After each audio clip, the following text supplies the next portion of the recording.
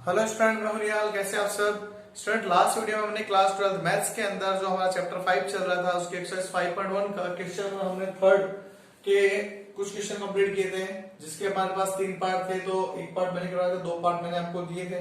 इसके अलावा देखो अब हमारे पास जो क्वेश्चन नंबर 4 है, इसके अंदर इसने क्या बोला है, if matrix A cos alpha minus sin alpha 0 sin alpha cos alpha 0 0 0 and 1 then find a inverse. सबसे पहले a इनवर्स फाइंड आउट करना and prove that a inverse into में I3 होता है, a इनवर्स इक्वल में f माइनस alpha पे ये कंडीशन इक्वल आती है, और ये वाली कंडीशन हम पहले भी प्रूव कर चुके हैं। क्लियर? तो स्टार्ट करते हैं हम स्टूडेंट इसका सॉल्यूशन करना। तो सबसे पहले हम देखते हैं इसका इनवर्स से पहले हमें डिटरमिनेंट लेना। पहले मैं मैट्रिक्स चेक कर लेता हूं। cos minus sin alpha 0 sin alpha cos alpha 0 0 0 and 1। देखो सबसे पहले हमें क्या करना है, इसका डिटरमिनेंट एक चेक करना। हम चेक करते हैं ना, वो हमारे पास नॉन सिंगुलर मैट्रिक्स हो, विकर्ण अवयव तो कंडीशन आनी चाहिए। तो लिख देता हूं cos alpha minus sin alpha and 0 sin alpha cos alpha and 0 और 0 0 और 1। हमें देखो एक्सपेंड मेथड लगाना है, कैसे लगा लो हमारे पास आंसर बन जाएगा। तो देखो हम कोशिश ही करते थे किसी रो या किसी कॉलम में सबसे ज्यादा 0 आता है उसको अपने एक्सपेंड करें। तो लिख देता हूं एक्सपेंड विथ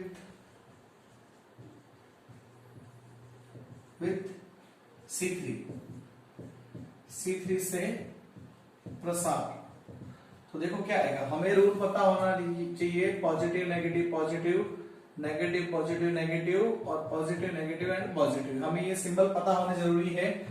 ठीक है, तो हमारे पास देखो सिंबल हमारे पास लिख दिया मैंने। डिटरमिनेंट ए फाइंड आउट करना है, तो इसके अकॉर्डिंग चलते हैं। पहला 0, फिर नेगेटिव में फिर 0 आएगा, तो सॉल्व तो हमें एक ही करना ना, 1 ले लेते हैं।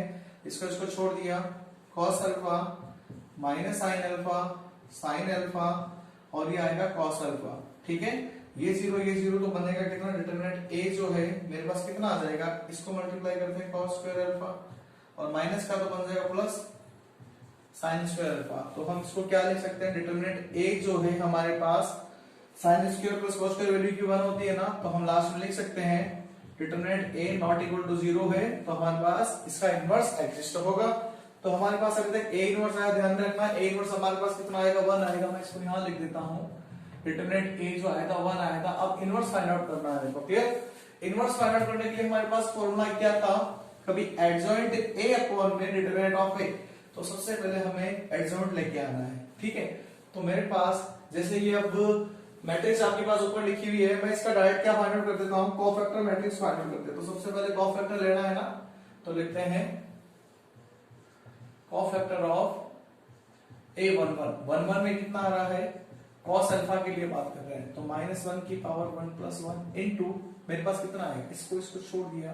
तो देखो इसको छोड़ दिया, क्या मिल गया, cos अल्फा 0 0 एंड 1।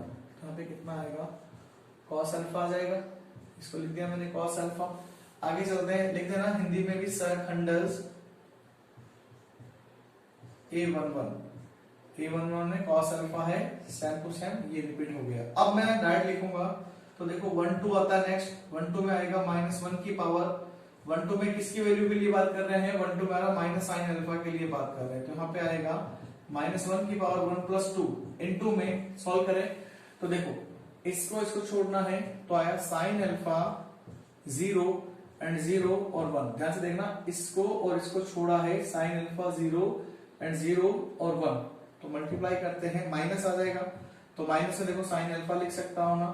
आगे चलते हैं, मेरे पास 1 3 किसके लिए आ रहा है, 1 3 है मेरे पास 0 के लिए। तो 0 के लिए देखो इसको और इसको छोड़ना है, तो इसके साथ में ये रो जाएगी, तो ये मेरे पास रो और कॉलम जाएगा। तो देखो क्या बच गया -1 की पावर 1 + 3 पे बचेगा मेरे पास कितना, cos अल्फा sin अल्फा और यहाँ पे आ रहा sin अल्फा और आ जाएगा कितना, cos अल्फा। तो देखो ध्यान से, सॉरी ये जा रहा ना, एक सॉरी मैंने गलत लिख दिया भाई, इसके साथ में ना ये और ये जाएगा, सॉरी। तो यहाँ पे आएगा sin alpha cos alpha 0 and 0। तो देखो पता चल रहा 0 आ जाएगा मेरे पास, ये कंडीशन आने वाली है। तो देखो अब नेक्स्ट बात करते हैं अपने किसके लिए, 2 1 के लिए। तो 2 1 किसके लिए आ रहा है, 2 1 है sin अल्फा के लिए बात कर रहा है। तो sin अल्फा के लिए -1 की पावर 2 + 1 तो हो ही जाएगा, इनटू में इनटू में ये वाला टर्म और ये वाला टर्म जाएगी, तो minus sine alpha cos alpha 0 and 0। तो भी इसका सॉल्यूशन करेंगे, देखो कितना आ रहा है, 0 ही आ जाएगा।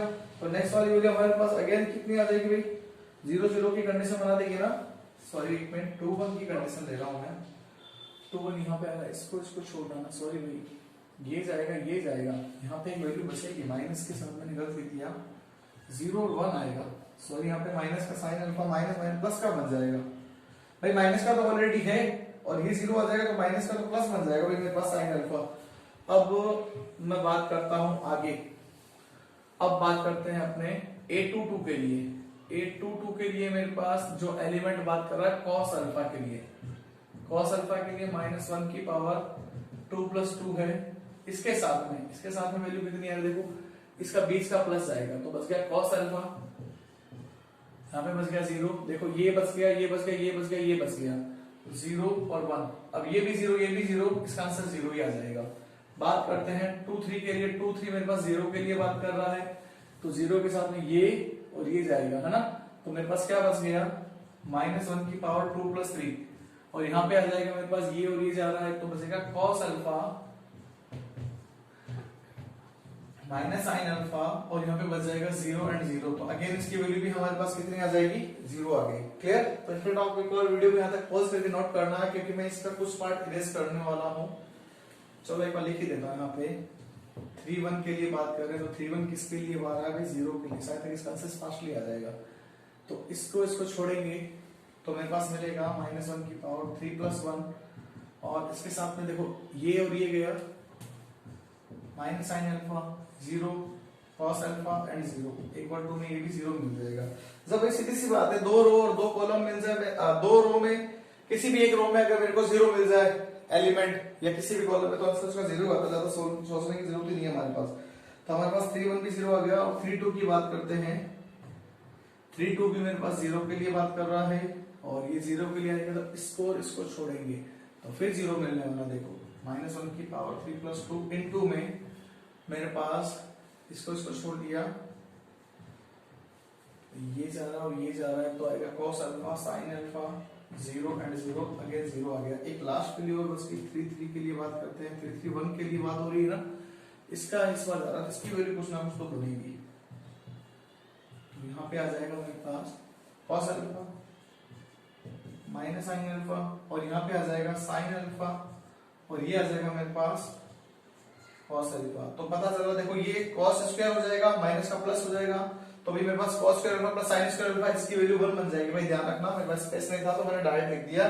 भाई कहने का मींस है, अभी हमारे पास एक वैल्यू और आई थी ना इससे पहले भी, जो हमने डिटरमिनेंट फाइंड आउट किया था, डिटरमिनेंट की कंडीशन में वैल्यू आई थी, वही वाली वैल्यू है। ठीक है, अब चेक कर लेते हैं, cos अल्फा फिर माइनस का sin अल्फा, फिर 0 है हमारे पास, फिर मेरे पास sin अल्फा, और 2 2 की वैल्यू कितनी आई थी, सॉरी भाई 2 2 की वैल्यू यहाँ पे cos अल्फा मिल रही है, 1 बन रहा है ना cos अल्फा। उसके बाद में मेरे पास वैल्यू मिल जाएगी 0 0 एंड लास्ट मेरे पास वैल्यू आ जाएगी 1। तो स्टूडेंट आप वीडियो को अब पॉज करके नोट कर लीजिए, मैं अब लिखूंगा यहाँ पे कोफैक्टर ऑफ मैट्रिक्स लिख लेने वाला हूँ। तो भाई ये 3 एलिमेंट तो मेरे को पता रह जाएंगे, 1 1 1 2 और 1 3 के लिए बात चल रही थी, ठीक है ना। तो लिख देता हूँ, तीनों को तो वैल्यू पता रह जाएगी मेरे को, तो लिख देता हूँ यहाँ पे कोफैक्टर ऑफ मैट्रिक्स। कोफैक्टर की मैट्रिक्स मतलब सहखंडस का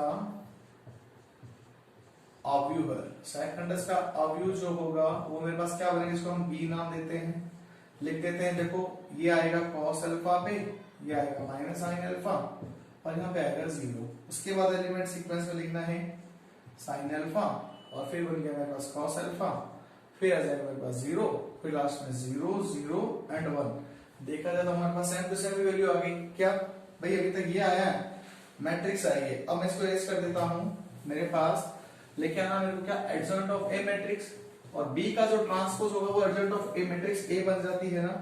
तो लिखता हूं मैं बी ट्रांसपोज इक्वल में एडजॉइंट ऑफ ए, इसका ट्रांसपोज करते हैं cos alpha minus sin alpha and 0 sin alpha cos alpha and 0 0 0 and 1, ये मेरे पास वैल्यू आ गई। क्लियर?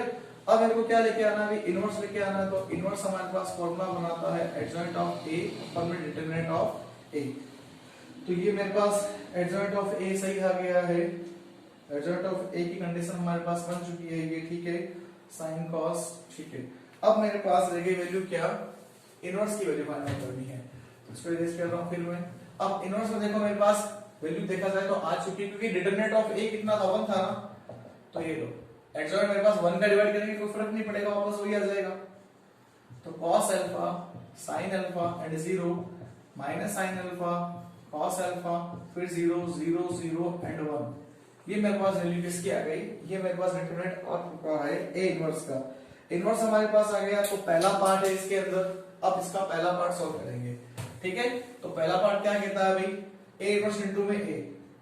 फर्स्ट पार्ट को सॉल्व करते हैं, ए इनवर्स इनटू में ए इनवर्स, ये रहा लिख देता हूं cos alpha sin alpha and 0 sin alpha cos alpha फिर 0 0 0 एंड 1।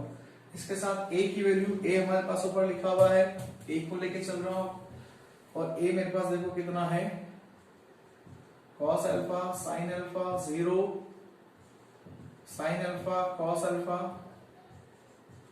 फिर 0 0 एंड 1। इसकी मल्टीप्लाई मैं यहां लिखने वाला हूं, ठीक है। मल्टीप्लाई देखो मेरे पास क्या आएगी, आई आना चाहिए मेरे पास, ये प्रूफ करना है। First row first column, cos को cos से मल्टीप्लाई किया, cos स्क्वायर अल्फा के sin को sin से कर दिया sin स्क्वायर अल्फा, और यहाँ पे आ गया प्लस में 0। इसको इससे मल्टीप्लाई करते हैं, देखो कितना आ जाएगा भाई, मेरे पास आएगा माइनस के अंदर, माइनस में cos अल्फा sin अल्फा, फिर ये इससे मल्टीप्लाई करेगा प्लस में cos alpha and sin alpha, ठीक है। थोड़ा सा स्पेस मेरे पास कम लग रहा है, एक बार स्टूडेंट में इसको भी इरेज कर रहा हूं, ध्यान रखना, यहाँ पे लिख देता हूँ ना, थोड़े स्पेस में जगह कम रह रही है मेरे पास, कोई बात नहीं, तो हमें पता ही है। यहाँ पे कितना भाई, इसके बाद आपको यहाँ से नोट करना है, थोड़ा स्पेस कम था, मैंने स्पेस को इरेज कर दिया, cos square alpha plus sin square alpha और प्लस में 0 आ गया। इसकी मल्टीप्लाई इससे करते हैं, माइनस में sin अल्फा लिख दो या cos अल्फा लिख दो, प्लस में cos अल्फा sin अल्फा आ रहा है और प्लस में 0 आ रहा है, फिर मल्टीप्लाई 0 0 0, ठीक है ना। देखो 0 फिर 0 एंड फिर 0, तो ये तो 0 ही बन गया, ठीक है। सेकंड रो फर्स्ट कॉलम पता चल रहा है, ये माइनस में आएगा, cos alpha sin alpha, plus में कितना आएगा, इसको इससे मल्टीप्लाई कर लेना, सेकंड रो फर्स्ट कॉलम में थी sin alpha and cos alpha plus 0, इसको इससे मल्टीप्लाई कर दिया, माइनस का है तो प्लस बन जाएगा, ये माइनस का यहाँ पे भी प्लस बन रहा है और प्लस में आ रहा है 0, फिर लास्ट में इसको मल्टीप्लाई किया 0 0 एंड 0 0 ही आ रहा है, ऐड करके लिखने की जरूरत नहीं है। इसको मल्टीप्लाई करते हैं 0, ठीक है, फिर करते हैं 0, फिर करते हैं 0, तो इन तीनों का जो आंसर 0 आ रहा है, फिर अगेन यहाँ पे देखो 0 आएगा, है ना। लास्ट को मल्टीप्लाई करते हैं, देखो 1 आ जाएगा। तो अब वीडियो को आप पॉज करके नोट कर लीजिए, फिर अब देखो फाइनली आंसर आने वाला है, कैसे, ये कैंसिल आउट हो गया, ये कैंसिल आउट हो गया, इसकी वैल्यू 1, तो मेरे पास देखो कितना आ चुका है, a इनवर्स इनटू में a, ये आ जाएगा मेरे पास 1 0 0 0 1 0 0 0 एंड 1। तो हम कह सकते हैं हमारे पास a इनवर्स इनटू में a इक्वल में I3 हो जाएगा। अब स्टूडेंट आपको क्या करना है, एक क्वेश्चन मैं और करवाऊंगा अभी, नो प्रॉब्लम। तो हमारे पास जो इनवर्स था उसके अकॉर्डिंग वैल्यू आनी चाहिए, तो आप पहला इसका पहला पार्ट है, वीडियो को पॉज करके नोट कर लीजिए। हमारे पास प्रूफ हो चुका, लास्ट में यहाँ पे लिख देना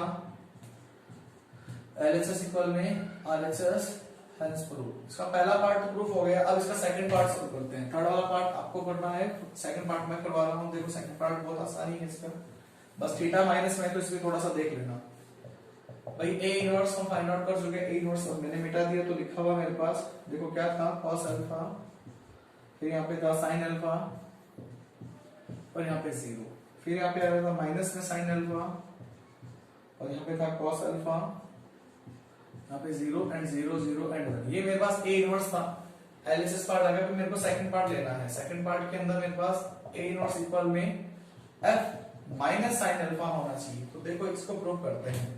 तो LHS तो ये रहा, RHS लेके चल रहा हूँ। RHS देखो मेरे पास कितना आएगा, ये LHS पार्ट मैंने पहले लिख दिया भाई, तो RHS लेके चलते हैं। RHS में मेरे पास क्या होगा, जहां जहां पे इसमें मेरे पास एफ फंक्शन में, फंक्शन कौन सा था मेरे पास, फंक्शन ये था, ए का फंक्शन था ना, इसमें जहां जहां पे क्या चल रहा है भाई, अल्फा चल रहा है, माइनस लिखना है। तो देखो cos minus alpha, sine minus alpha, यहाँ पे जीरो रहेगा, sine minus alpha, cos minus alpha, फिर जीरो, फिर जीरो, जीरो और वन। चेक करो ध्यान से, देखो कॉस माइनस थीटा जो होता है वो मेरे पास पॉजिटिव ही होता है, तो ये कॉस अल्फा ही रह जाएगा। ये minus sine minus theta, minus sine theta, minus minus plus, तो ये आया साइन अल्फा, यहाँ पे आ गया जीरो, इसके बाद आ रहा माइनस साइन अल्फा, और इसके बाद आ जाएगा कॉस अल्फा, फिर जीरो, फिर जीरो, जीरो एंड वन। तो हम लास्ट में बोल सकते हैं हमारे पास जो सेकंड वाला पार्ट था, कभी ए इनवर्स इक्वल में एफ माइनस